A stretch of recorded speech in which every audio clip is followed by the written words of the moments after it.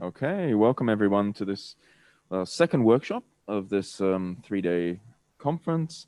Today we have Dr. Leah Barclay joining us from Australia, and she'll be, the title of the workshop is Listening to Ecosystems, and she will be, it'll involve a demonstration of different kinds of field recording technologies. So if you joined our keynote, Leah's keynote talk earlier, you will have a general gist of what she does.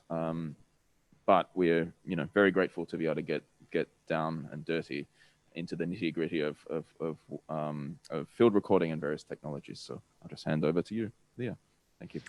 Excellent. Thank you very much, William. That's that's great. I just wanted to start by saying thank you again for the invitation to be part of the conference. It's a wonderful program and a brilliant theme, and something that I'm really passionate about as well, this connection between sound and the environment, and the way sound can bring a wider attention and awareness to what's happening in the environment.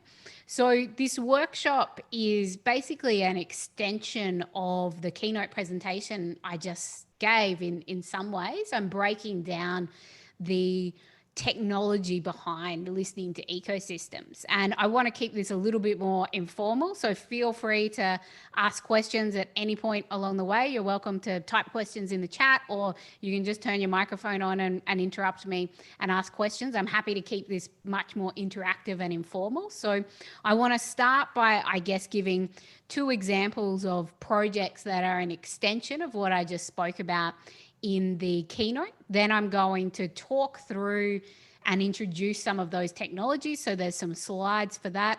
And then I'm going to give you a few examples of different, I guess, online resources that you can use to either build your own streaming kits or ecoacoustic recording technologies, and a few different ways to interact with some of those online platforms. And I'm just setting up another computer here, which I'm going to keep muted. That should be logged in now. Yes, it is. Where I'll just have a second camera where I can actually show you close up some of this tech as well, if you want to have a closer look at it. Obviously, you're not going to be able to touch it and turn it on and things like that, but having a second camera, giving you a bit of a closer look at it, will at least give you a sense of, the size and scale of some of these devices and how we can use them. And that should allow us then plenty of time for a Q&A and a conversation at the end. And like I said, feel free to interrupt at any point throughout this workshop and ask questions. I do want to keep it more interactive. So I'm just going to screen share. As I said, there's slides for the start of the workshop, and then we'll move into the other material.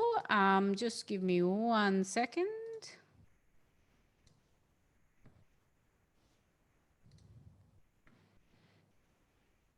So you should be able to see those slides now. Yep. It's not where I meant to start though. I'll just go back to the start, sorry. Excellent. So, as I said, I wanted to just start by touching on 2 projects briefly that extend on the work that I was talking about in the keynote, which I guess different reasons why we can and would listen to ecosystems, and why I'm really passionate about these different approaches to recording technologies. So one of the projects that I've been working on collaboratively for several years now is a project called Listening to Country. And the purpose of this project is really looking at the way sound affects our health and well-being. And so for this project, we're really looking at the role that sound can play for Aboriginal and Torres Strait Islander women in prison. And so this project started as a pilot, working with women who are in prison in Brisbane Women's Correction Centre, and essentially workshopping different ideas behind listening and acoustic ecology. And through these workshops in the prison, I was working with two incredible First Nation collaborators as well, Vicky Saunders and Bianca Beatson, and Sarah Woodland is another collaborator on this project. And so we spoke to the women about what sounds made them feel connected to country and what sounds made them feel good. And, you know, when we're talking about a prison soundscape, this is a very intense environment where, you know, you've constantly got smashing doors, alarms, buzzers. So this very confronting and intense acoustic environment. So the idea of this project was, you know, to bring this idea of listening to ecosystems, listening to country into the prison as a way to improve cultural connection and health and well-being. So in the context of this project, the purpose of the recordings was not for biodiversity monitoring at all, but to create these collaborative soundscapes that could be brought into the prison. So essentially the women told us the locations where they were from and the sounds that made them feel connected. I went to those locations and recorded the sounds and brought them back into the prison to create these collaborative soundscapes. So one example of you know, a purpose of recording these ecosystems. And as another example, I mentioned this right at the end of the keynote, but I just wanted to give this example as a contrast for another, I guess, rationale to record ecosystems and to listen to ecosystems is this idea of planetary regeneration. So I mentioned at the end of the keynote, a lot of the research I'm engaged with at the moment is shifting from this idea of monitoring and engagement to looking at the possibilities of regeneration.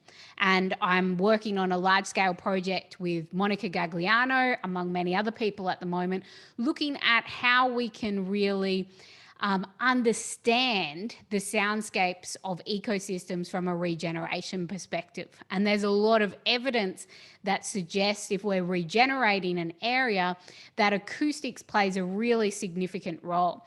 So if we plant a seedling and we're growing it in the lab, and it's in a particular acoustic environment, and we take that seedling to the regeneration site and plant it, if there's a very dissonant and disruptive juxtaposition in that acoustic environment, there's a lot of evidence that the seedling wouldn't survive. Whereas if we have this acoustic transition, if we're thinking about that acoustic environment, we can really improve, or there's a lot of evidence that suggests we can really improve regeneration by paying closer attention to really listening to these ecosystems.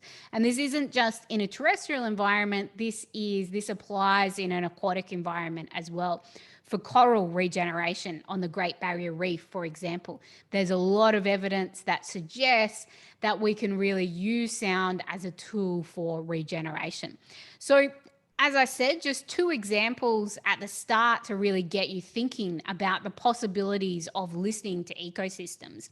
And if we think of the scientific rationale behind the recording technology, we've seen devices like this for many years now. This is one of the most popular scientific bioacoustic recorders, the Wildlife Song Meter. This is a device that can be installed in various environments and ecosystems, terrestrial environments. They also have a hydrophone adapter where this can record in the field for many, many hours. Now, this allows us to capture an overall picture of an environment over months or years. And the kind of acoustic quality of these recordings would often not be the kind of recordings we would use for artistic purposes, because they're not the greatest quality microphone, and we're often recording at lower sample rates and not getting the kind of quality that we may want to use for performances or installations. So these devices, though, are getting much better and are incredibly resilient in the field as well. Another example, the BAR, or the Bioacoustics Recorder, which is a device that's created by an Australian company, Frontier Labs. And like the song meter, this device can run in the field for months and years on end. Incredibly resilient, can survive in tropical rainforest environments with humidity and storms. And so you're able to capture these remote soundscapes in a way that, we wouldn't traditionally have access to. I'm going to answer that question in the chat as we go. And like I said, feel free to type questions as we go. Do I always use Omni mics or do I use something else sometimes is the question. No, I don't always use Omni mics. On these particular devices, they are omnidirectional microphones, and I'm actually going to show you the exact capsule that's used in these microphones. So this device that we've got in front of us here, the Bioacoustics Recorder, it's a mono recording, which, if we were recording for artistic purposes, we would most likely want at least a stereo recording. And I'll show some comparisons of that soon. But no, I would not always use an omnidirectional mic. But in the context of these bioacoustic recorders, where mono recording is much more common because, we're looking at a single channel of audio that we would be analyzing with these different algorithms and different techniques. And so that omnidirectional microphone is much more appropriate for these particular recording devices. Other question there, how do you get the 48 volt working out there to at least have enough sensitivity with a static mic? That's a great question as well. So I'm going to show some devices and some of the streaming kits where we're actually running the live streams with stereo and quad setups with hydrophones that require 48 volt. And in those contexts, we're actually powering it with a car battery, essentially. And that can run in the field, a car battery and a solar panel. So that can run in the field for as long as it's getting sunlight. Now, there's some technical elements to that, which I'll show you. And I'll also share some documentation that, we need to be aware of so that the power doesn't actually interfere with the sound. But it's very possible to actually, set up either a marine battery or a car battery with a solar panel and be able to get really good quality surround recordings. In this context, this particular microphone that we've got here, it's only requiring plug-in power. So the batteries, we're only seeing one battery in the box here, but this can have a layer of batteries along the lid there, and it can run in the field continuously for with that amount of batteries, at least a month. And if we're sampling, so if we're just recording, let's say 10 minutes or 1 minute every hour, we're able to actually get a lot more battery time out of it as well. So these kinds of devices have lots of variations in the field. I mentioned the Audio Moth earlier, which is, I guess, one of the most exciting developments in this space because of the affordability and the accessibility. So I'm going to show one of these on camera in a moment as well, and also show you the site where you can access these, and also some of the partnerships for how you can actually analyze the recordings. So this is, pretty much game changing for ecoacoustics and bioacoustics, because it means that, rather than buying just one of these devices, which costs about $900 Australian, we're looking at the Audio Moth that costs about $50. So it means, getting 100 of these and installing them as an array across a rainforest is realistic and possible in particular locations. So it's quite, it's game changing in terms of the access for this technology. Now, when we think about what we're actually doing with all of this data, if we are recording, let's say, 100 Audio Moths across an array in the rainforest, they're recording for 3 months on end. So you end up with just terabytes and terabytes and terabytes of data. And, we've got plenty of examples of these large-scale research projects happening across the world at the moment. In Australia, there's a project called the Acoustic Observatory, which you can see there. There's one of the one of the Frontier Labs recorders underneath it there is actually a car battery, and on top is obviously a solar panel. So this will record continuously. And there's 400 of these sites across Australia as part of the Acoustic Observatory, which is going to record for several years. So you'll end up with this snapshot of acoustic data that's giving an overall picture of what's happening sonically in Australia. Now, again, terabytes and terabytes and terabytes of data. And when we think about how this is being managed, you know, we're getting these SD cards out of the devices, taking them back to a lab, often visually analyzing the recordings using some of those spectrogram techniques I showed earlier, running algorithms over this and getting a sense of what's actually happening in the recordings. And what's always fascinated me from a scientific perspective is you can go through that entire process without listening. So we can install these devices in the field without listening. We can collect the data without listening, take it back to the lab and analyze the data and produce results without listening at any step of the way.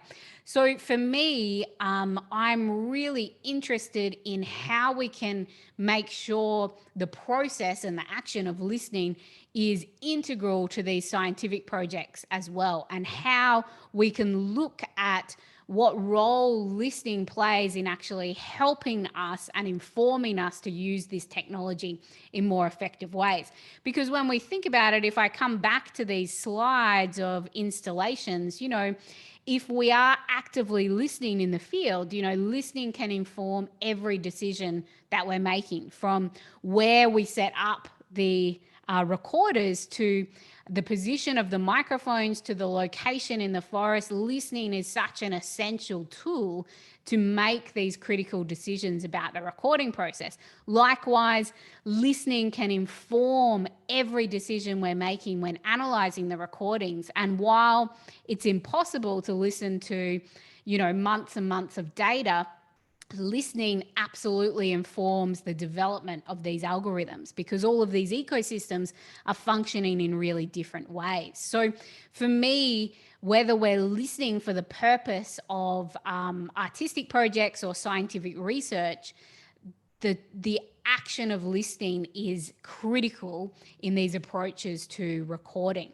Now, for projects like Biosphere Soundscapes that I spoke about during the keynote, yes, we are doing remote recording where we're installing devices in different ecosystems, but that in situ field recording and in situ listening has always been critical and fundamental to the project since the launch back in 2012. And this was one of our field recording workshops at the launch with Ros Bant and Daniel Blinkhorn recording in the field. And likewise, all of our residencies and workshops are very much about that in situ listening and different approaches to recording technology. So we always have that conversation between different artistic and scientific perspectives on recording and share those approaches to recording in the field. So you can see various devices from some of our participants here in one of the residencies in the Siancan Biosphere Reserve in Mexico. You know, so we may be looking at an approach to recording where we're trying to isolate a particular species. In this example, a particular species of bird in the Siancan Biosphere Reserve, where we're using a style of recording where you're able to really isolate one sound in the environment with a directional microphone in this parabolic dish. So this allows us to really isolate that sound in the environment. Likewise, you know, different shotgun recording techniques where we're trying to isolate particular sounds. And in this instance, you know, this would be a mono recording as well. But in the context of Biosphere Soundscapes and the majority of these projects, we're looking for this embodied, immersive and surround sound documentation of these ecosystems. So for me, surround sound recording techniques like ambisonics, this ambisonic microphone here, are really critical. And we're at a point now where ambisonics is incredibly accessible. And I'm going to show one of these devices in a moment as well. So this ambisonic recording technique allows us to record in a full sphere of sound. So you're getting that horizontal plane, but a vertical plane as well. And this is, of course, a very popular recording technique for applications like virtual reality, where we want to immerse a listener in a virtual environment and allow them to navigate that. The beauty of ambisonic recordings is they can be then decoded for any kind of surround sound listening, whether that's immersive listening on headphones or for 100 speakers, 8 speakers, 16 speakers, or any combination, where we can create these immersive environments with a full sphere of recording. Likewise, binaural techniques, so still 2 microphones, so we're not looking at that 4 microphone capsule, but the binaural recording technique enables us to capture the environment in the same way we hear it. So for those of you not familiar with binaural microphones, you might think that it's a bit ridiculous to have a microphone that's shaped exactly like an ear, but that gives us well, it captures the sonic environment in the same way that we hear it. So these binaural microphones are one of our key tools through Biosphere Soundscapes and other projects in actually documenting these ecosystems in a way that allows us to feel present and connected there. And these can, of course, be used for scientific purposes as well. But when we're talking about recording high resolution recording, so high sample rates and getting the best quality recording, we wouldn't do a recording like this for a year on end, for example, because that is going to create a huge amount of data that we wouldn't be able to manage. So in Biosphere Soundscapes, we're often looking at those, the mono, smaller scale bioacoustic recorders in the field doing the remote recording for months or weeks on end, whereas the more sophisticated recording techniques would be shorter durations with in situ recording. And of course, we look at a range of other devices to make sure this technology is as accessible as possible for the local community. So things like accessible Zoom recorders, which of course isn't the kind of device that we would leave in the field in situ for days on end. This is much more something that we would be using in the context of workshops, but Zoom recorders are fantastic for workshops with children. They're really easy to use and can allow you to really amplify your oral perception and get a sense of field recording straight away. So in the context of Biosphere Soundscapes and river listening, we look at a whole range of different recording techniques which have combinations of different microphones and field recorders. So the kind of entry-level kit for the schools and community groups would be one of these Zoom H1 recorders with an Aquarian Hydrophone, for example. Now, I'm going to show a more interactive demo of one of the sound maps soon as well, but all of these recordings are then mapped and databased into these different sound maps we've been developing. So interactive sound maps that allow you to zoom into the location and the recording, and in some cases an image of what you're actually listening to, and access to more information about that particular recording. And we're launching a new version of the Biosphere Soundscape sound maps next year as well. So an example of one of the more advanced recording kits, a Zoom H6, which is an excellent field recorder. This is, still what we would call perhaps an entry-level field recorder because it's very accessible and easy to use, but it can capture really excellent quality recordings. And the benefit of this device as well is how versatile it is. So you can see you've got a stereo microphone capsule on the top of the recorder. And this is interchangeable, so you can swap this out for a MS microphone or a shotgun microphone, and you've got 4 XLR inputs, 2 on either side of the device, where you can naturally plug in a range of microphones, including the hydrophone you can see there, one of the Aquarian H2A hydrophones. So this is a fairly standard kit with river listening and Biosphere soundscapes, where we would have stereo microphones recording above the water using the inbuilt microphones there, and then 4 hydrophones plugged into the Zoom H6, which gives you basically 6 channels of recording, but very good quality acoustic data that can be used for both artistic and scientific purposes. Now, Aquarian make a more advanced hydrophone. This is their Aquarian scientific hydrophone. Now, the interesting thing about this device is it captures much more accurate and effective higher frequency audio, and so you've got a much wider and, well, a very rich and dynamic sounding recording, but it's nowhere near as resilient as the Aquarian H2A hydrophones, the ones that I showed earlier. So there's always this interesting balance with this kind of technology. Yes, this is a hydrophone that is more sophisticated and can capture a wider frequency range and is designed for scientific research, but when we're using it in more volatile environments where we're very likely to have a shark or a crocodile chewing on the end of it, it's perhaps, well, almost definitely not the most ideal option. Like I'd said in the keynote, we've really come a very long way with hydrophones and our ability to capture high quality acoustic data with much smaller scale devices in the last few years. I'll show one of the Raspberry Pi Zeros in a moment as well. And one of the things we explore quite a lot in the hydrophone workshops is just different ways to record in the field. And for those of you that are interested in getting into hydrophones, you may already have hydrophones, or you may want to buy some.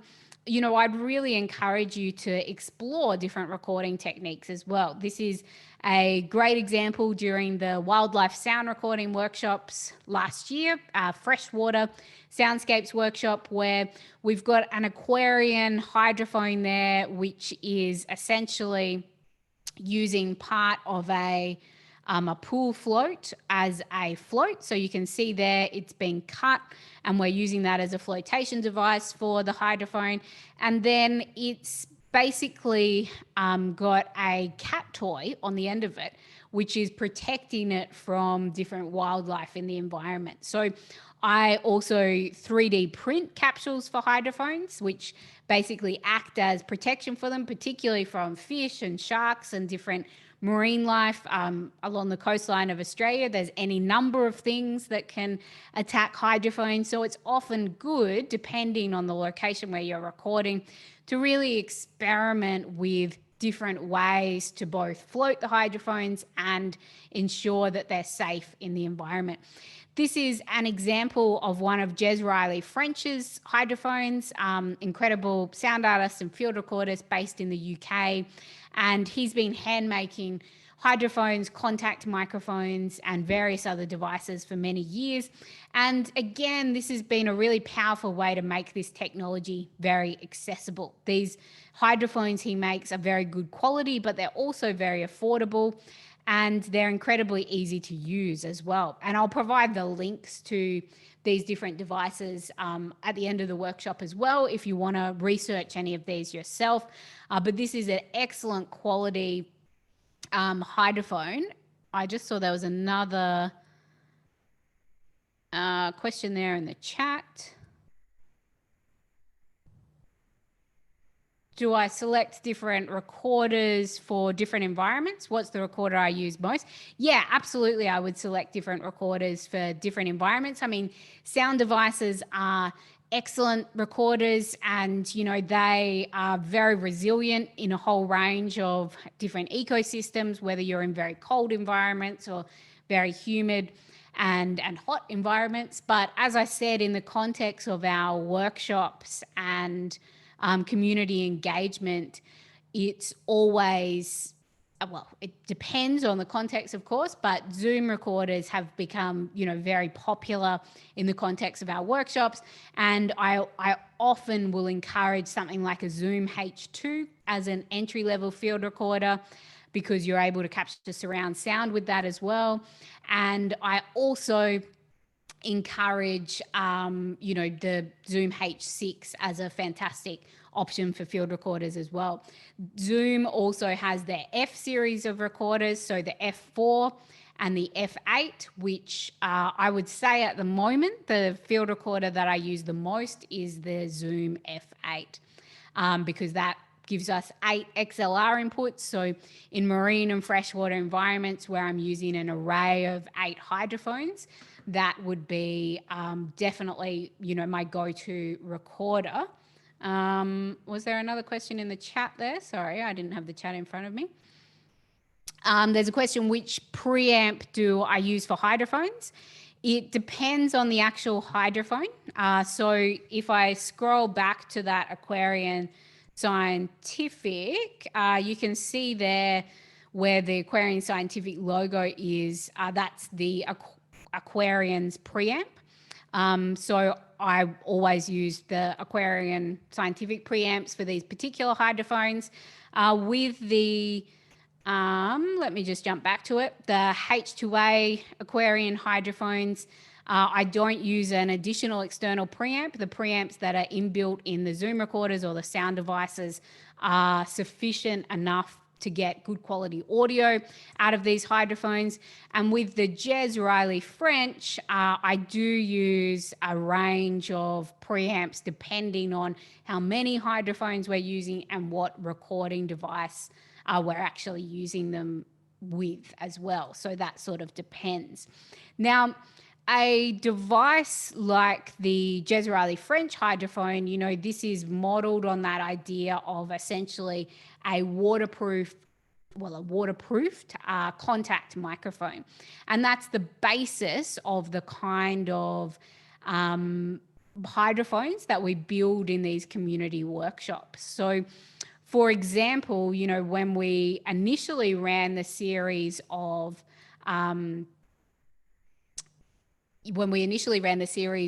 river listening workshops, where we would basically spend a half day recording the soundscapes of rivers, and then another half day with the student groups editing and uploading to the sound map, I would often get students coming up to me after the workshops, and more so students' parents asking, where do you buy hydrophones from? And I would get emails from students afterwards really wanting to get access to hydrophones. So that's where, because hydrophones obviously aren't the easiest devices to get hold of, particularly in Australia, we would still order the majority of the project-based hydrophones from Aquarian.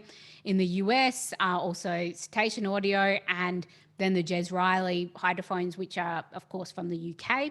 So there are hydrophone builders in Australia, but they're the more sophisticated and very expensive marine hydrophones. So that's when we started to build in these hydrophone making workshops into the river listening process. And if any of you are interested in actually building your own hydrophone, I'm happy to share the designs for these workshops. There's more advanced designs as well.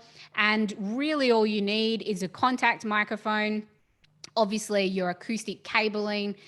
You can waterproof this with a whole range of different things, but it can be plasti dip, it can be hot glue, and you can see in an example here, there's essentially a metal capsule with the contact microphone in it. It's been hot glued up, and that will work effectively as a hydrophone as well. So these are the basic hydrophones that we're building in the context of these workshops.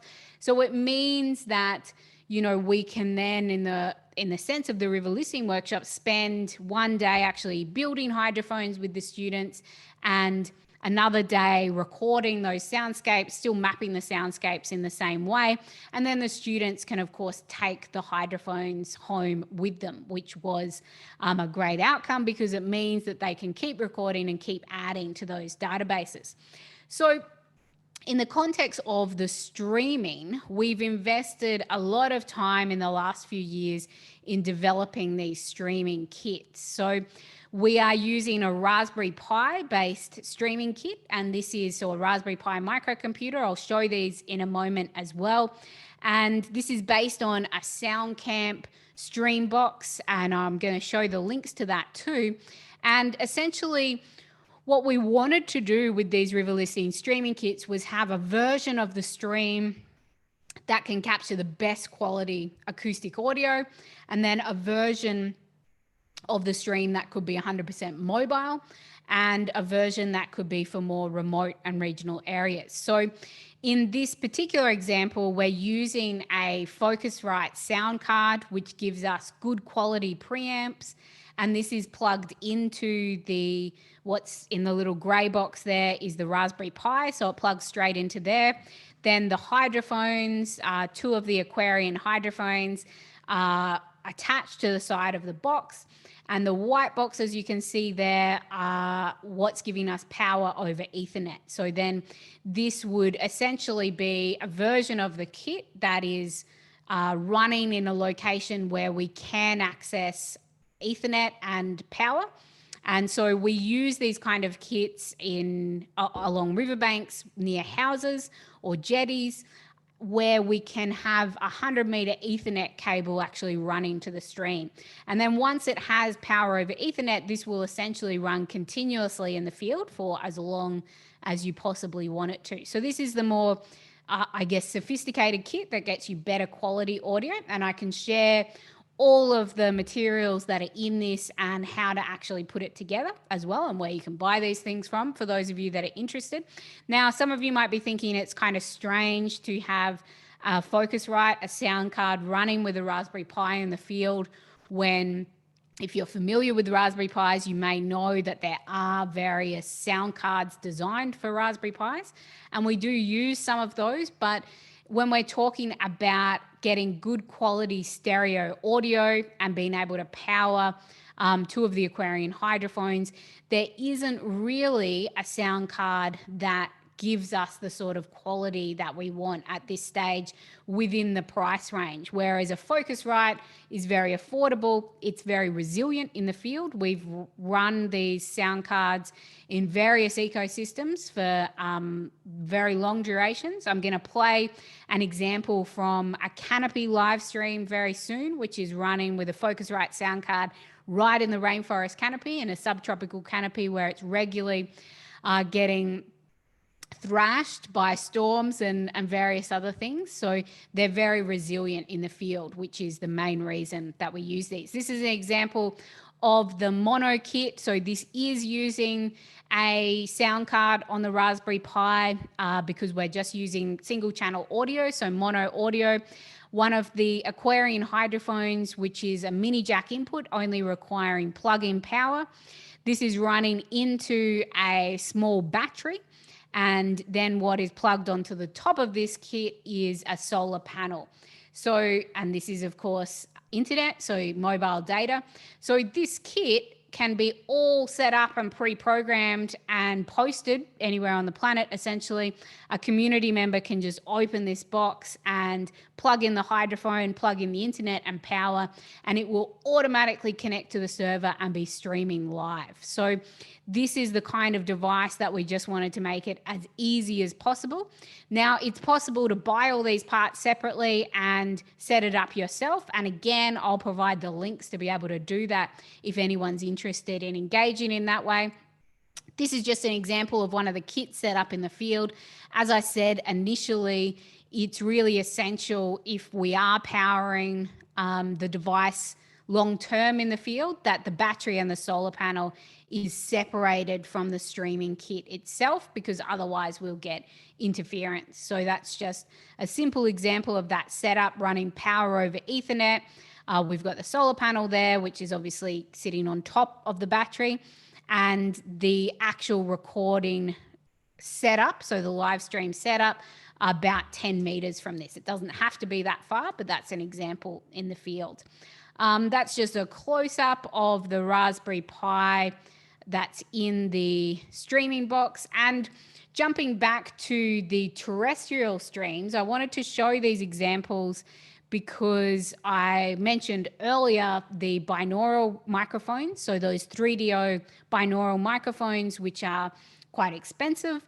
We've been looking at ways to make that technology as accessible and as possible as well, and being able to build these devices in communities. So what we can see here is a 3D printed ear, and then basically a model of that ear, which went through various forms of experimentation to get the best material. So this is a rubber material that can capture that accurate binaural recording in the best way. So we can then take the same microphone capsules, which are the small omnidirectional microphone capsules, the EM172 capsules. Again, I'll provide the link for that, which can then essentially model a very good quality binaural microphone. So we can then use exactly this setup with the live streams. So this is a simple example of one of the waterproofing tests, the Raspberry Pi device and everything inside, which what we're looking at here, the yellow capsule, is basically a outdoor lead protector from a hardware store in Australia. So a very cheap plastic device, only a couple of dollars, which works perfectly for holding the microphones and creating that waterproof environment inside for the electronics, and enabling us to essentially create a very, very cheap binaural microphone and streaming kit. So likewise, we've been experimenting with different ways to power these technologies as well, with small solar panels and batteries in the field, and different variations on waterproofing that too. This is an example of one of the SoundCamp recorders and live streams, which has been wheeled out into a remote location through the Biome project, the project I was introducing earlier in the keynote, which is, essentially the same setup. So one of the streaming boxes, car battery, solar panel on top. You can see the microphones on the end there. So it's a larger setup, but can be transported into the field and moved around quite easily as well. So this is, like I said at the start, this is enabling us to shift away from this idea of capturing huge amounts of acoustic data, terabytes and terabytes and terabytes that's going onto hard drives, shifting away from that to the ability to actually live stream and still take a similar approach in, whether we're using that for artistic purposes or whether we're wrapping algorithms around the live stream, databasing samples of it, that is used effectively for biodiversity monitoring, but it's enabling us to have this real-time picture of what's happening across the planet in sound. So the combination of both recording, listening to ecosystems from the perspective of recording and streaming is really at the heart of these projects now, that balance between both of them, and looking at new ways that we can really understand what's happening in these recordings and live streams using all of the techniques that I mentioned during the keynote. So I'm just going to stop sharing that for a moment. And as I said, I'm going to show direct links and examples to some of those things, and a couple of areas where you can actually download the kits and the information to how to build those devices yourself. And then actually show a few of the things on camera as well. But before I jump into that, does anyone have any questions about what I've just covered with all of that material there?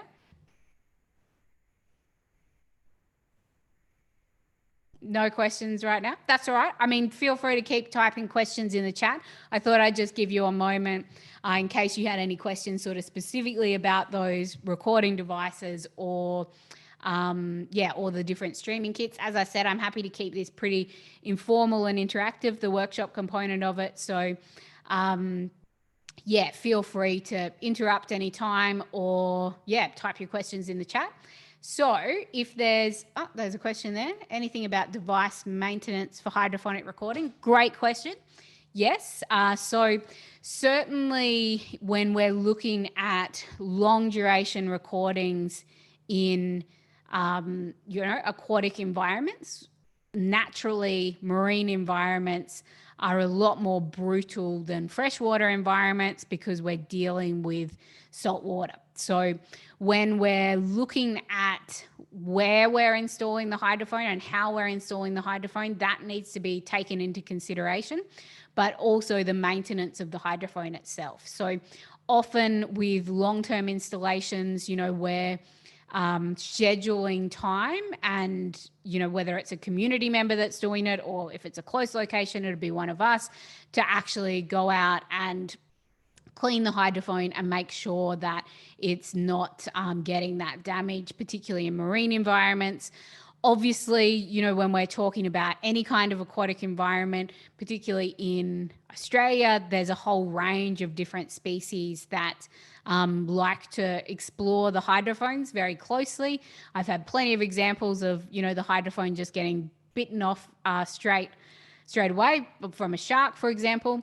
But as I said earlier, I do 3D print different capsules for hydrophones to protect them in different environments. So that's definitely something I would encourage as well. And in terms of the device maintenance itself, if we're talking about the live streaming kits and the recorders that are left in the field, those bioacoustic recorders like the Frontier Labs and the Wildlife Acoustics recorders are designed to be left in, quite volatile environments for long durations. So they don't necessarily need, regular maintenance, but certainly when we're changing batteries or SD cards, we would, clean the recorder as much as possible and ensure it's in a location where it's not going to get too much interaction from, wildlife trying to pull it down or anything like that. Often the actual capsules of the microphone itself and, the fluff, the fluffy material that we would cover them with, and the waterproofing material, so the foam that we would cover the microphones with, that is often pulled off by wildlife. It's quite common in the locations where we're recording around the Noosa Biosphere Reserve, for example.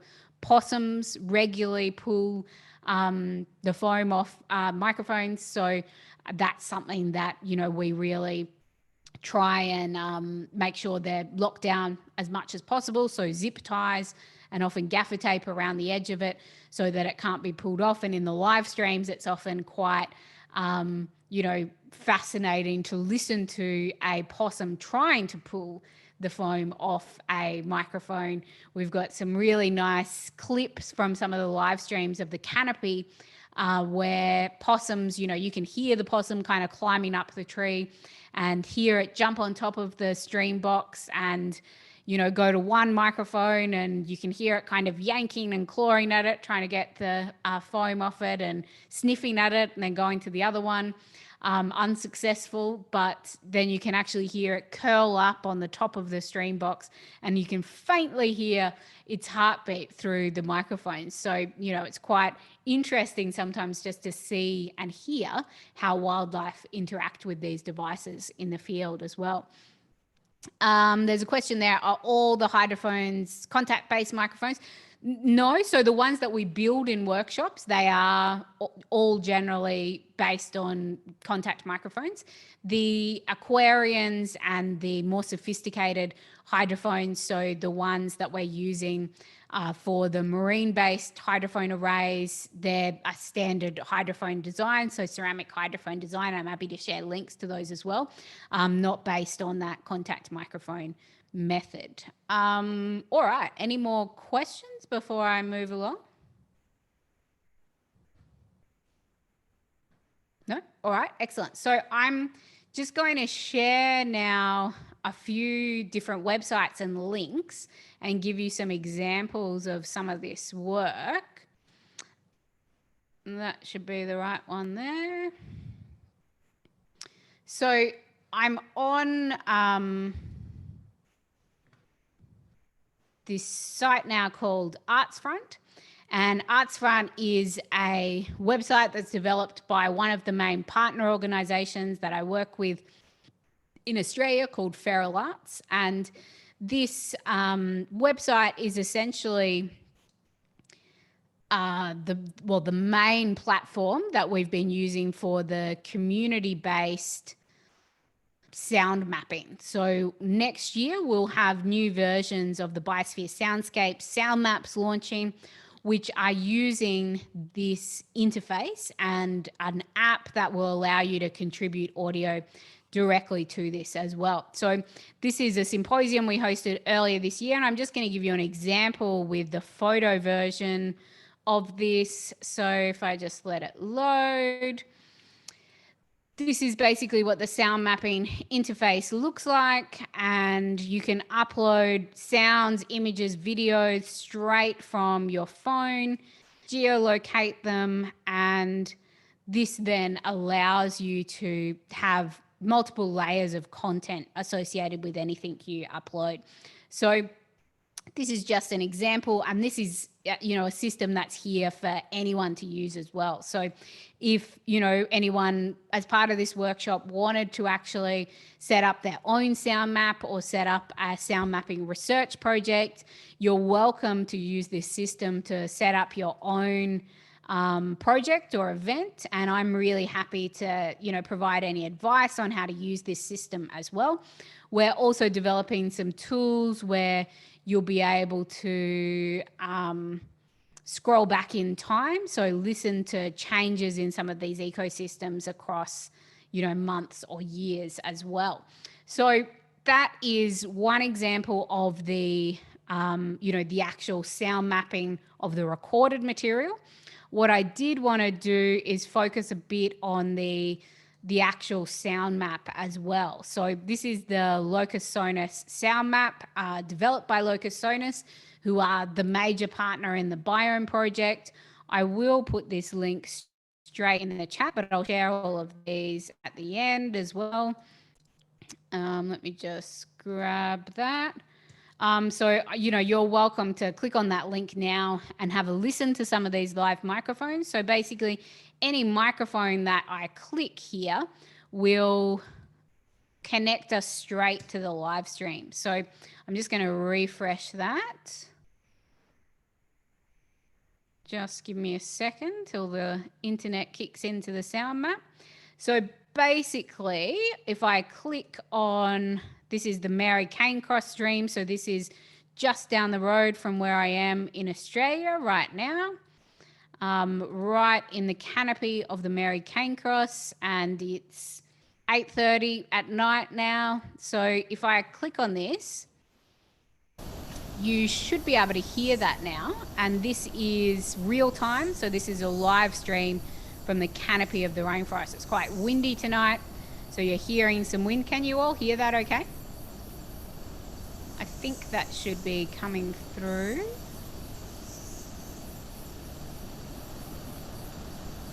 No, I'm not sure if you can hear it. Yes, okay, excellent, thank you. So this is, you can hear quite a few different insects in there, cicadas, different species of insects. So this is real time in the rainforest canopy. So I can also open this, get a little bit more information about the environment there. And I'm going to show you, we'll give you links to 2 ways to actually set up your own stream as well. So those different devices I showed before, you can stream straight to this sound map with those devices, but you can also stream from your mobile phone as well. So this is a stream real time in India.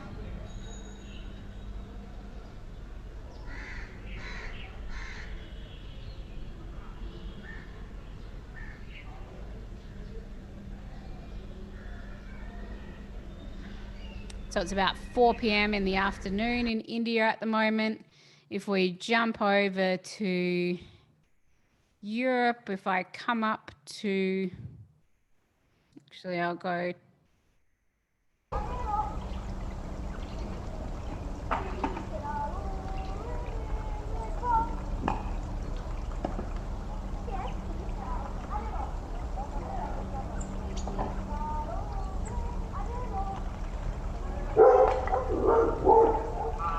So these streams can be quite unpredictable as well. Obviously we can hear a dog barking at the moment.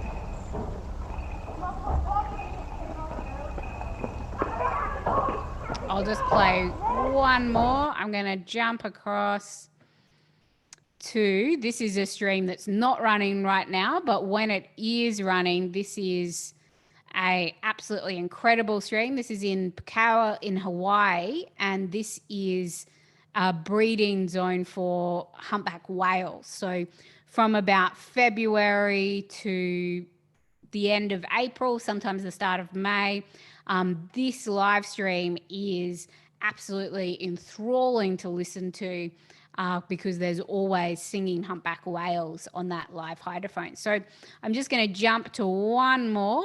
The Jasper Ridge Biosphere Reserve that I mentioned during the keynote. This stream, so it's about 3 a.m.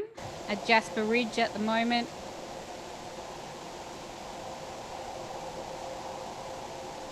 We don't have a whole lot on the live stream at the moment, but when I was listening to it just before the workshop, there were some incredible owls calling. So I thought we might get some frogs and owls, but it looks like I'll leave it play for 30 seconds.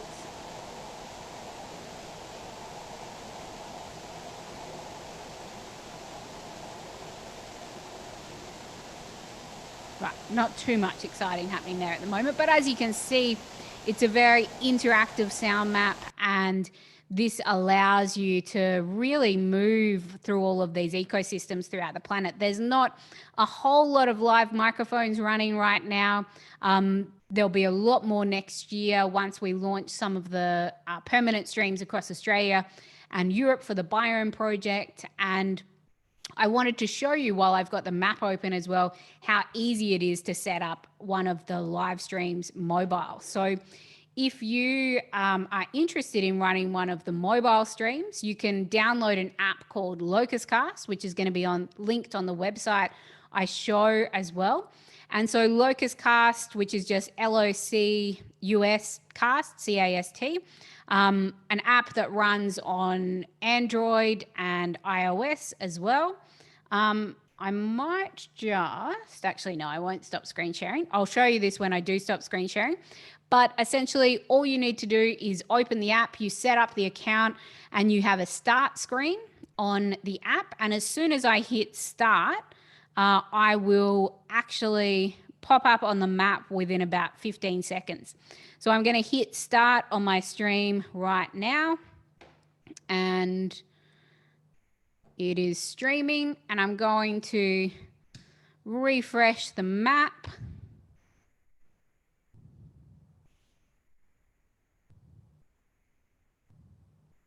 It's just taking a second to refresh. And I'm very close to the canopy stream at the moment, but if I scroll in, we'll now see 2 microphones, and this is, we'll now see 2 microphones. So I'm going to stop that because obviously we're getting feedback from my voice there, which we knew would happen. But just to give you an example of how easy it is to set up one of these streams, that was literally just opening the map, hitting stream, and I've popped up on the sound map there within about 10 seconds. So if any of you are interested in, hosting a creative project or maybe streaming from a particular ecosystem, it's incredibly easy to do. There's some systems that we recommend to improve the audio quality of your phone, and I'm going to show one of those in a second as well. But it's very, very easy to do, and it's an incredibly engaging way to connect people in real time to different environments. It's a great way to host an online sound walk as well. If you wanted to host a creative project where you were walking through an environment, a wetland, wherever, and you can actually narrate that sound walk as well, of course. Listeners can listen from anywhere on the planet, zoom into your sound walk, and actually see you moving through that environment as well. So that's an example of the Locus sound map. Now, if instead of streaming from a phone, you wanted to stream using one of the stream boxes I mentioned earlier. This site here provides you with a whole range of different ways to set up those streams. So this is on the Sound Tent site from the SoundCamp organization. And these are the same setups that we use for the Biome project. Yes, I'm just answering that question in the chat. The app is Locus Cast, and it's also linked on this site as well. So I'll put this site in the chat as well. So you can see here, the example image that's on the top is what I just mentioned about improving the audio quality of your phone. So here's an iPhone here, obviously. What's plugged into this is a camera adapter. So you've basically got the standard Apple camera adapter, and this enables you to plug in a Zoom recorder. So in this instance, we've got a Zoom H1 that is plugged in via USB straight to the phone, and plugged into the side of the Zoom H1 two omnidirectional capsules, so giving us a nice stereo field there, and they just require plug-in power. So this will run for many hours streaming if you wanted it to. And you've also got an external battery that's plugged in there, so giving the phone extra power and also the Zoom extra power. So that is a very simple streaming kit, but will get you really good quality audio and is very easy to set up just running through the Locus Cast app on your phone. So down here, we've got the various methods to set up a live stream. You've got this method 1, so with your iPhone Apple camera adapter there, the microphones, which I'll show in a second as well, Locus Cast app. Method 2, which is using an Android phone. Method 3, where you could literally just use your computer, so laptop or desktop computer with a sound card, using this software. If anyone wants the more extended documentation on setting this up, I can share the PDF as well. Method 4 is basically exactly what I showed you earlier with the Raspberry Pi streaming kit and a Focusrite Scarlett sound card. So that can be used with, you know, the Primo microphone capsules or the hydrophones that I showed information there on exactly how to set it up. And there's several other options there too. So once you've got whatever kit you want to use, you can set up a page for your stream, set up a Locus Sonos account, which just takes a couple of minutes, and you can be streaming straight to that Locus Sonos sound map and becoming part of this global project. So that's just a way that you could think about, you know, potentially participating in some of this international work that's happening around ecoacoustics. These streams are used across the planet for both scientific and artistic purposes. And, you know, anyone, anywhere can listen. So it's an interesting time, you know, when we think about what's happening across the planet. As I said, that global Reveille project for International Dawn Chorus Day this year, which I spoke about during the keynote, was a really quite profound and unique time to listen to the planet when we were in that global lockdown. So, you know, you imagine when you're sharing soundscapes of wherever you are on the planet, it's enabling someone else who may be in social isolation to be able to connect to those sounds as well and hear and, you know, sonically travel to a different part of the planet. So one more link that I wanted to provide, the example of setting up the very sophisticated, good quality stream box. This is a step-by-step overview of exactly how to do it, exactly the hardware and software that you need, and, you know, step-by-step of putting it together, in addition to photographic documentation of that as well. Now, this basically is exactly the same as the hydrophone stream box, whereas instead of the capsules on the side that you can see in these examples, we are plugging in the hydrophones, obviously. We'll drop this link in the chat as well. So for I'm just answering the question there for Reve. How did we mix all the streams together? Basically, what we did is for this year, we had 4 different people mixing in different time zones. So I was mixing the Asia Pacific time zone. So essentially when we had many streams up, so there's only 1 live in Australia at the moment, but there were about, I think there are about 15 live streams in Australia, and obviously we had a whole range across the Asia Pacific.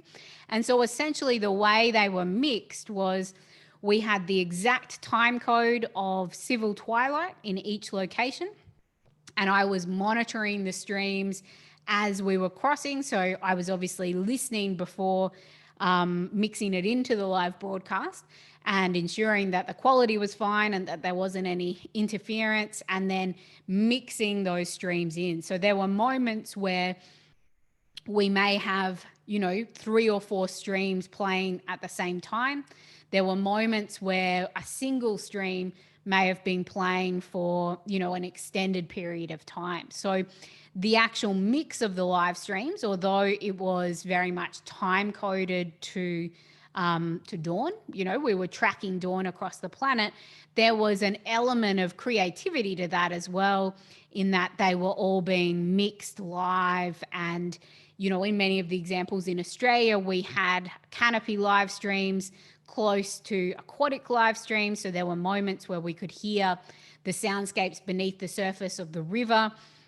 So that dawn chorus in a river system mixed in real time with a dawn chorus from the rainforest canopy. So it was, basically 4 different people mixing in different time zones for that continuous 24-hour radio broadcast. And it will be happening again next year. So if anyone is interested in getting involved on International Dawn Chorus Day next year, the project will run again. So that could be a great opportunity if you're interested in setting up a stream box or running a stream from your mobile phone. It's a great way to get involved with this global community. The question there, which program could you get all the stream IP on the Reveille? Do you mean the documentation of the streams? Do you hear me? Hello. Yeah, I can hear you. Yeah. Yeah, my question was more, how do you get so, because I was also participating, streaming from my home, but I was just wondering how, because I would like to organize an event with AC, air conditioning, streams. Yep. And I was just wondering on which platform do you get all the streams together in order to mix them? Okay. So how can you access all the streams at once? Is that what you mean? Yeah. Yeah, exactly. Yeah. So if you are actually on the website already, you can see, am I still screen sharing there? Yes, I am. You can see all the active streams running straight down here. So there's not actually software where you can play them all at once. We would kind of queue them up individually through Locus Cast, but generally what I do is run them through a pure data patch, so a PD patch, where I can trigger them to all play at the same time if we wanted them to, obviously mixing them live individually. So there's not a particular platform that will, an online platform that will allow you to play them all at the same time through Locus Cast. But if you run the streams individually through a pure data patch, you can definitely do it that way. Does that answer your question? Yes, thank you. Excellent, no worries. Dawn Chorus Day is May the, generally May, I think it's May the 2nd. Let me just, so this year it was May the 2nd. I'll drop that link in the chat as well. May the 2nd. Excellent. That's right, May the 2nd, 2021. So, and I've given you all that link there. So if anyone is interested in building the more advanced kit, and the only other things I was going to show here is just if you wanted that kind of entry level Bioacoustic Recorder, interested in getting involved in the long duration recording, I would definitely recommend the Audio Moth. And Audio Moth just announced a partnership with Rainforest Connection as well. And what this means is there's now various hardware, software partnerships in a very accessible way that can help sort of entry level and experimentation with these different devices. So for this partnership with Rainforest Connection and Audio Moth, there's an app which enables you to kind of pre-program and check on your Audio Moth. But then most importantly, this partnership which essentially helps you analyze the data and manage the data as well. So if you're interested in, let's say, monitoring a particular species of bats in your local area, you could set it all up in this platform with your Audio Moth recordings and listen, visualize, annotate your recordings, and actually analyze the data there as well. So that's, did I put that link in the chat? No, I'll put that in there as well. And this is just that direct link to the platform.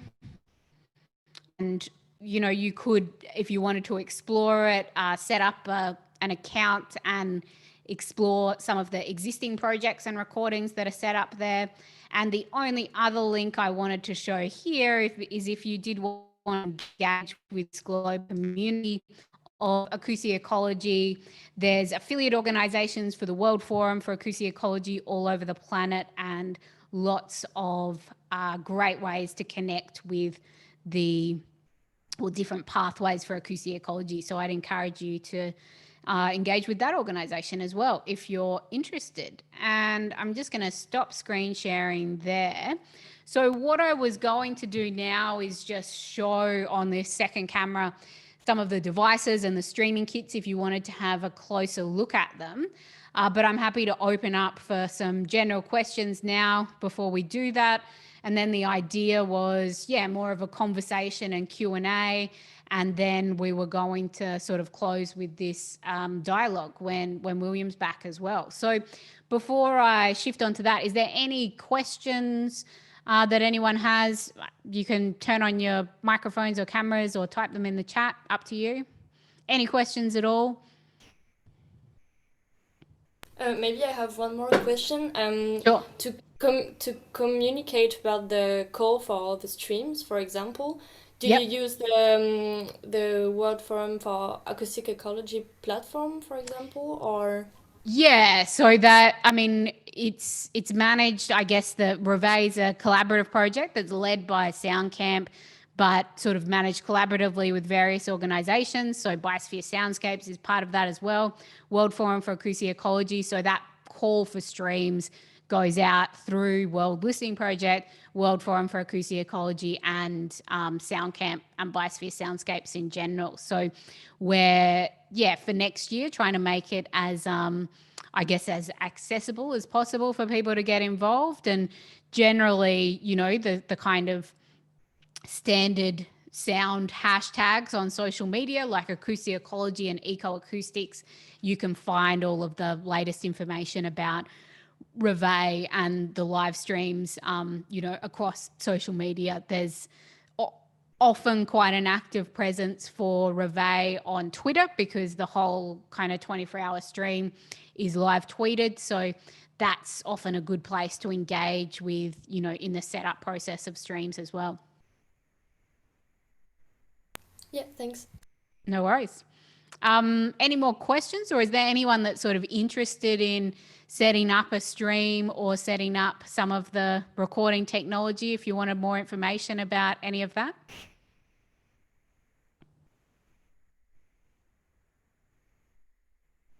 I'm happy to follow up via email as well. I can type my email in the chat if anyone wants to send me an email, and I'm happy to share some of the documentation of the streams. All of the, specific recording and streaming devices that I've spoken about are linked in the chat as well. And I can show a couple of these devices. Do people want to see the devices? I mean, you've obviously seen the images of them and the streaming kits, but I've got them sort of all around here in front of me. Yes, okay, I will turn the camera on here then. So that's not quite what I want to do. So that is, I might pin this. Can I do that?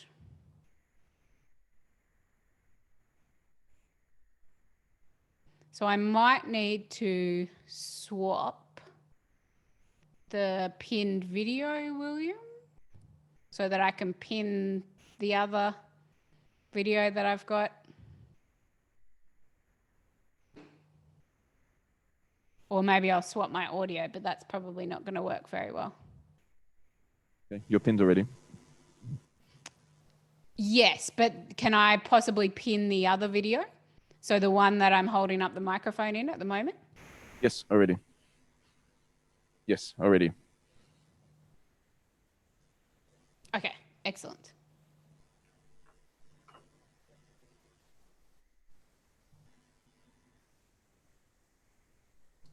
I think it's still the other one pinned, is it? We can see the microphone. Yeah. Oh, you can see it. It's pinned down. Yep. Okay, great. You're pinned. Yeah. Excellent, perfect. So yes, this is the Zoom ambisonic microphone. So this is the one I was mentioning before, the H3 VR microphone, which is a great quality ambisonic recorder and incredibly accessible and affordable as well. So you can see the 4 capsules on the top there. So this is, you know, a Zoom recorder. So it's a fully integrated ambisonic microphone and recorder. So if you're interested in that surround sound recording, this is a great way to get involved with that, because it's a great device that's very easy to use. It's examples of the 3D printed ears. So that was the kind of prototype of the printed ear, and one of the molds of it there, just to give you an example. Now, the capsules that I mentioned that are in the bioacoustic recorders, you see that clearly? So that's one of the EM172 capsules. Sorry, I don't have very good light on that. But that's the omnidirectional capsule there. And so that is what's used in most of the common bioacoustic recorders now. And this is the device that we build into those streaming kits as well. So you can see with its waterproofing over the top of it, it looks a bit like that. So this is actually made by Mic Booster. So this is one of their clippy microphones, and that has the EM172 capsule in, in the front there as well. The audio moth there, just to give you an idea of the actual size of the device. Now, Audio Moth is coming out with a new version of this in early next year, which has a mini jack input, which means you can plug a hydrophone straight into it. In the back there, you can see it's literally just 3 AA batteries, and your SD card goes in the side there. So incredibly small and lightweight device, which is just the 3 AA batteries. I wanted to show this as well as an example of ultrasonic. So this is one of the Wildlife Acoustics. This is their Echometer Touch. So this is essentially an adapter for your phone. You can plug it straight into your phone and you're able to record ultrasonic recordings. So bat calls, for example. And if you run it with the Wildlife Acoustics app, you've then got quite a sophisticated ultrasonic recorder running straight through your phone. I mean, I'm sure many of you have seen these devices before, but I just wanted to give an example of the sort of, I guess, entry-level field recorder. I generally recommend the Zoom H2. It has very good inbuilt microphones as an entry-level recorder. You can see on the top there, you've got multiple microphone options, so it can record in full surround sound, XY, MS, and your kind of 4-channel recorders there. So it's a great entry-level field recording device, and it can record for many hours in the field as well. It also has a line in, so with plug-in power, so you're able to plug a hydrophone straight into that as well. And just to show that bar recorder, that's the sort of inner workings of the Frontier Labs bar recorder there. So you've got your SD card, battery, and that is the omnidirectional capsule on the end. You can see there, as I was mentioning, we've got zip ties around it and tape as well. This is the same kind of device I was mentioning that often possums would pull the foam straight off the end of that. So just one way to make it a little bit more resilient in the field. And then the only other things I was going to show in that way, one of the close-up of the Jez French hydrophones.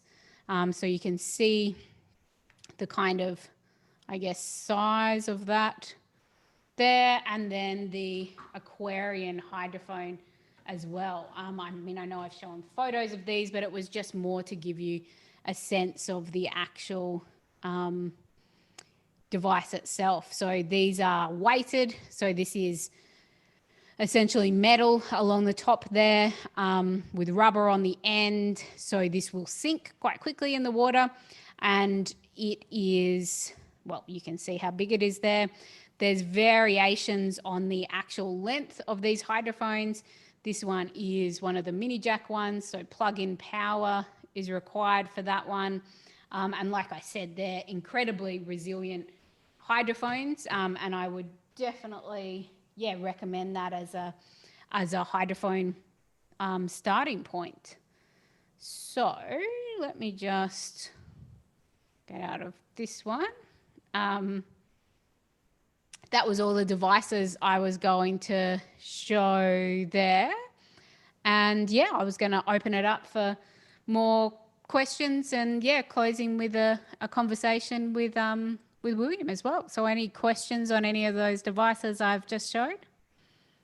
Could you also share the documentation of the workshop of making hydrophones? Definitely. Yes, I can definitely do that. So that's just the information on the, I guess, building the contact microphones and waterproofing them and what we do in that workshop process. And there was a question there, do you sometimes use underwater cameras for your project? Yes, absolutely. I mean, in the river listening work where we're recording particular species of fish and aquatic insects, it's almost, well, particularly with the fish, it's almost essential that we're using underwater cameras as well in some of the earlier work to actually identify what's making what sound as well. And I mean, I'm generally interested in, from an artistic perspective, in that combination of underwater video and underwater sound as well. So for the Great Barrier Reef work, I mean, I love having the 360 video to accompany the sound as well. And I think it's valuable for biodiversity monitoring in general. Obviously the priority is sound, but I do like the addition of having the option for video as well.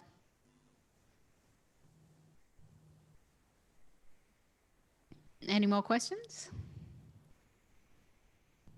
I will actually have one more question, sorry. Sure, I mean, because as you said, like the concentration of the project is sound, but you also have so much information about like biology and like natural sciences. How do you make differentiation between all the species that you are recording? For example, with the hydrophone, I guess there are many different fishes, but how do you get like differentiation between the species, for example? Great question. And I mean, with the, obviously in marine environments, there's quite a lot more research and documentation and existing acoustic indices or algorithms to recognize what's happening in those recordings. So it's much easier with marine recordings, and naturally it's quite easy to tell the difference between a whale and a dolphin, for example. But certainly in freshwater environments where there's a lot more acoustic variation and a lot less research on what those sounds perhaps actually are. When we're talking about species of fish, there's still a lot of undocumented fish calls, and it's an area that needs significant research. So in terms of how I sort of personally differentiate the recordings, I mean, we're databasing all the recordings as sort of raw recordings, and then we have, you know, some elements of the project where there's either students or myself also sometimes actually annotating the recordings. So going through and annotating whether they're fish or macroinvertebrates or gas exchange in plants or acoustic interference. And then we also are developing these different recognizers and algorithms. Once we've got enough sort of recording of the particular fish sounds, for example, we're able to then develop these algorithms that can recognize that particular species of fish in the recordings. So it's depends, on the project, but certainly with the freshwater recordings, it's a lot more challenging because there's a lot more questions as to what some of that sound material actually is. Thank you. No problem. I have a question. You mentioned before the 4-color spectrogram, or something new that you've been working with to analyze a large data quantity. So I've been wondering if you can maybe expand a bit on that, and perhaps some other ways that you've encountered to kind of work with this, like a lot of data, and how to deal with it. Sure, yeah. You were distorting a little bit there, but so you were asking about the false color spectrogram technique and what methods to analyze large quantities of data? Yes. Exactly, yeah. Yeah. So, I mean, I guess we're at a point now with the ecoacoustics research where certainly from a scientific perspective, there's a lot of work that's been done with acoustic indices. So different algorithms that we can, you know, map over large quantities of acoustic data to ask particular ecological questions. The challenge is a lot of those acoustic indices have been developed quite specifically for terrestrial environments, so they don't transfer or translate quite as well to aquatic environments. But saying that, I mean, some of them do. I'll just pull up that false color spectrogram slide again. Let me just open that and I can show you, we'll just show you an example of the acoustic indices. So this is basically that false color spectrogram technique looking at a series of different acoustic indices. So this one here, ACI, is the acoustic complexity index. So it's being mapped to a red color in this example.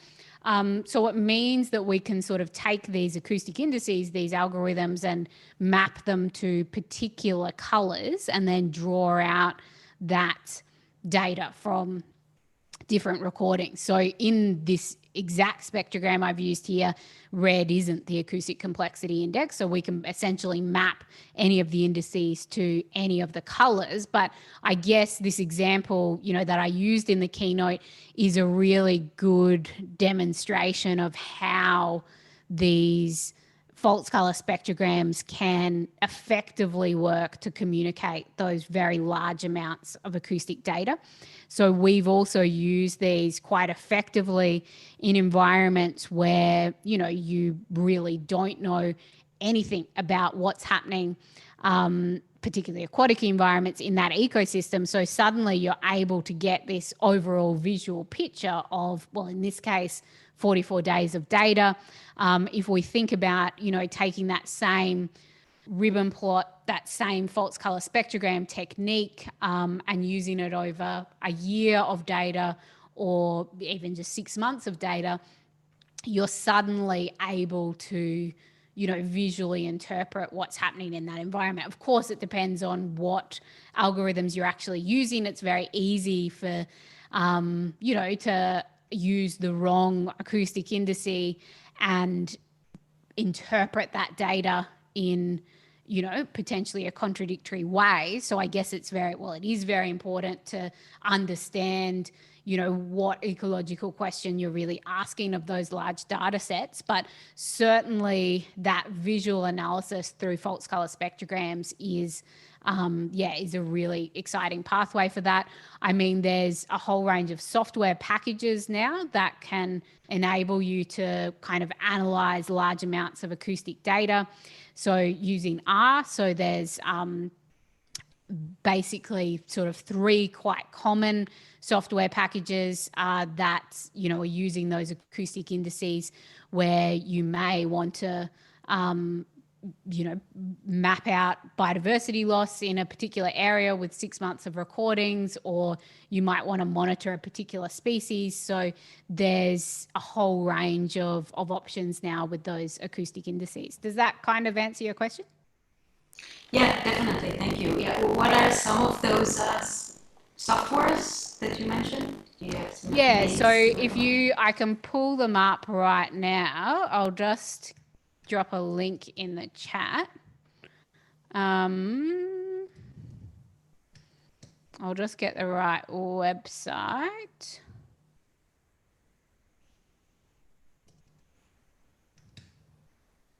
There's also the International Society for Ecoacoustics as well, where you can access a lot of links to this kind of material. So that's using R. So that's the sound ecology package using R, which enables you to, basically calculate some of those acoustic indices for ecoacoustics. The QT research group as well links to various options. So I'll drop that link in there too. And there was one more I was going to put there.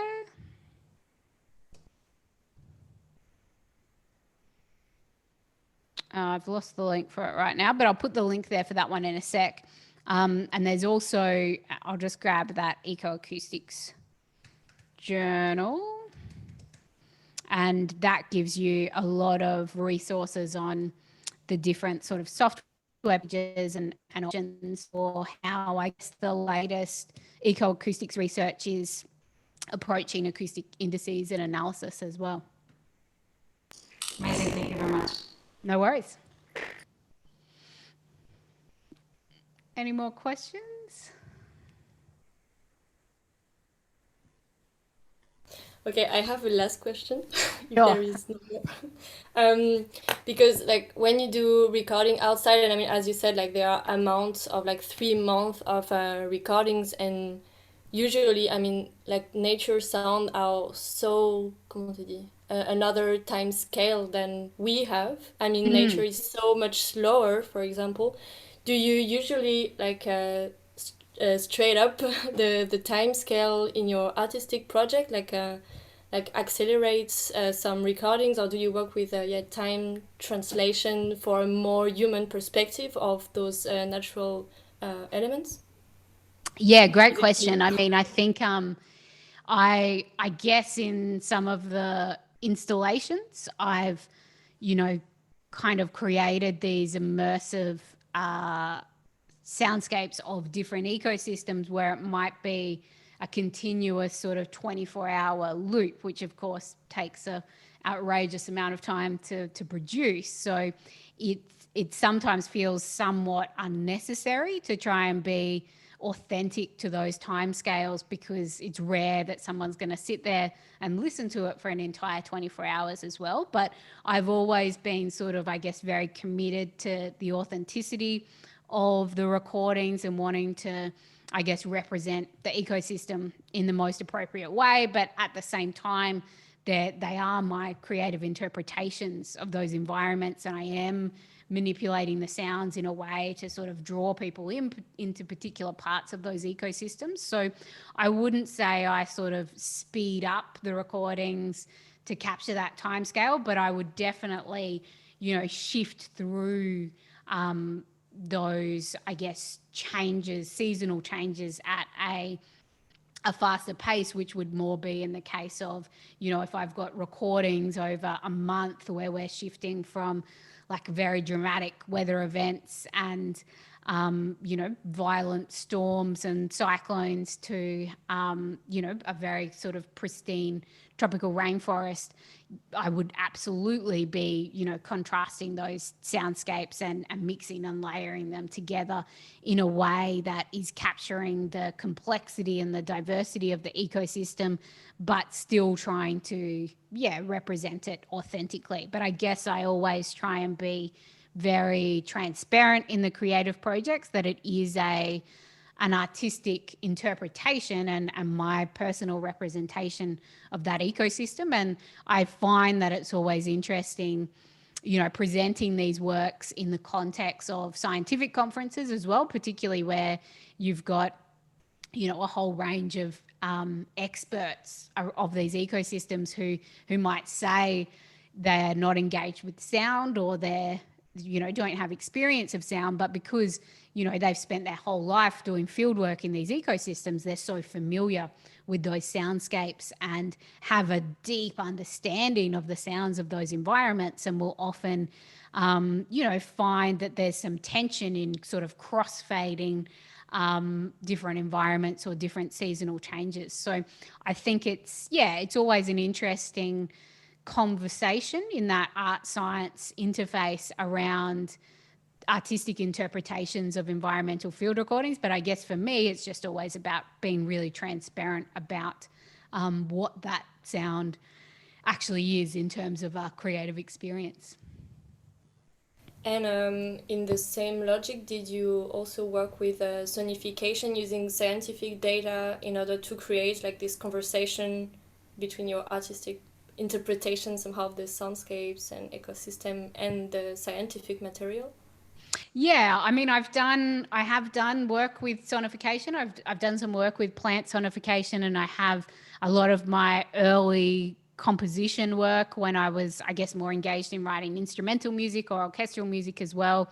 I've worked quite a bit in sonification, but I guess, the last decade or so, my focus has very much been on the sound of the environment itself. So I think once we dive into, some of the work that's happening around plant sonification, for example, I really think that there's a lot more, I guess, interest and exciting things to explore in the actual sound of the plant itself. So being able to record, the root systems of the plant and look at those ultrasonic sounds rather than a sonification of what we think the plant's voice might be. So I guess in my more recent work, I've been, I guess, cautious on how a lot of sonification projects are, very much putting our own artistic interpretation of things, but perhaps,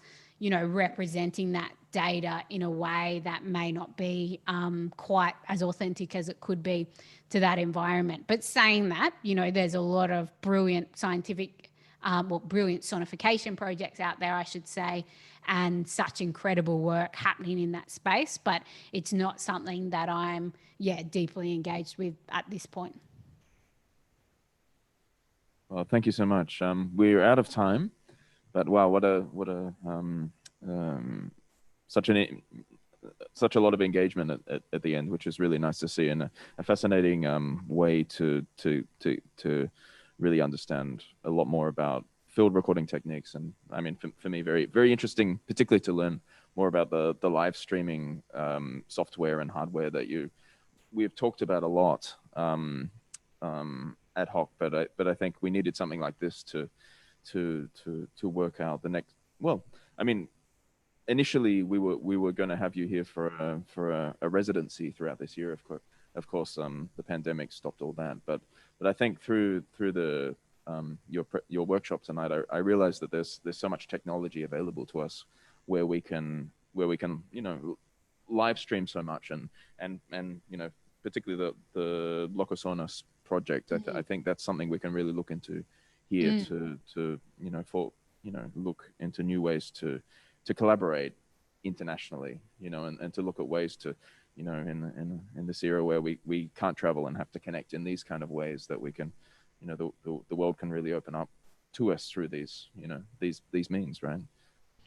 Absolutely. I mean, I think there'd be some, really exciting possibilities to collaborate. And I mean, it would be wonderful to get some hydrophones in those waterways around Hong Kong again. And it'd be wonderful to look at some of the comparisons, I guess, around live streaming possibilities too. So definitely very keen to keep the conversation going. Yeah, absolutely. So we have to tie up here at the Asia Society Hong Kong Centre. Tomorrow is the final day of the conference. We're focusing more on our local commission projects here in Hong Kong. So we have two fantastic works, one streaming in from the Lung Busan Environmental Education Centre, and the other one which will be presented here on site. We also have a keynote speech by Victor Gama, who will be joining us from Portugal. He's a instrument designer, filmmaker, composer, and he'll be talking about the arts and environmental activism. So please do join us tomorrow. We're looking forward to seeing you, and thank you, Leah, for giving us some really thoughtful hours, and I'm sure we'll have a lot of follow-up questions. And yeah, I'm sure you welcome people to contact you through the means. Absolutely. that you thank share. you so much for thank you so much for having me, and congratulations on a great event as well. I'll join as much as I can tomorrow. So thanks everyone for coming. Great. See you guys later.